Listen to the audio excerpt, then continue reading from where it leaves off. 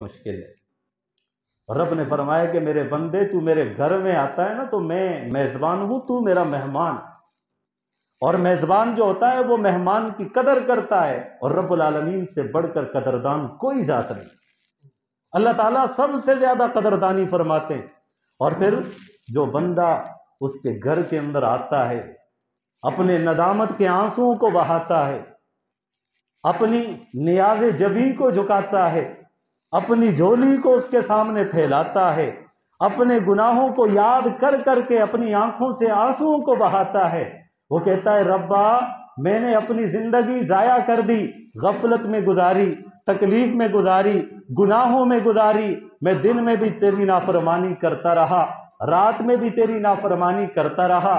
یا اللہ میں جب جوانی کے ایام کو پہنچا تب سے لے کر آج تک میں تیری نافرمانی کرتا رہا۔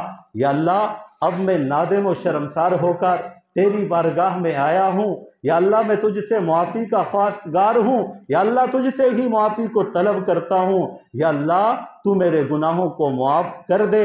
جب وہ صدق دل کے ساتھ اپنے گناہوں پر ندامت کا اظہار کرتے ہوئے آئندہ ان گناہوں کو نہ کرنے کا عزم کرتا ہے تو رب العالمین اس کی ساری زندگی کی خطاؤں کو، گناہوں کو معاف فرماتے ہیں۔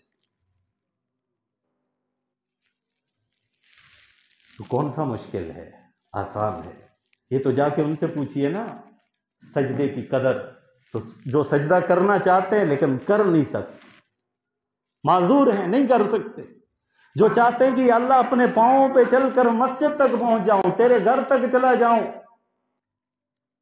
جا کے ان سے پوچھئے جن کی ٹانگیں نہیں ہیں، یا جن کی ٹانگیں تو ہیں بیمار ہیں، چل پھر نہیں سکتے، چلنے پھرنے کے قابل نہیں ہیں، ان سے جا کے پوچھئے۔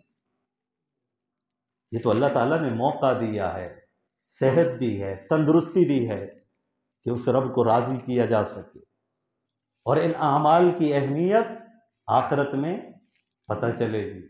پھر بندہ کہے گا کہ کاش دنیا کے اندر کوئی لمحہ بھی نیکی کے ایک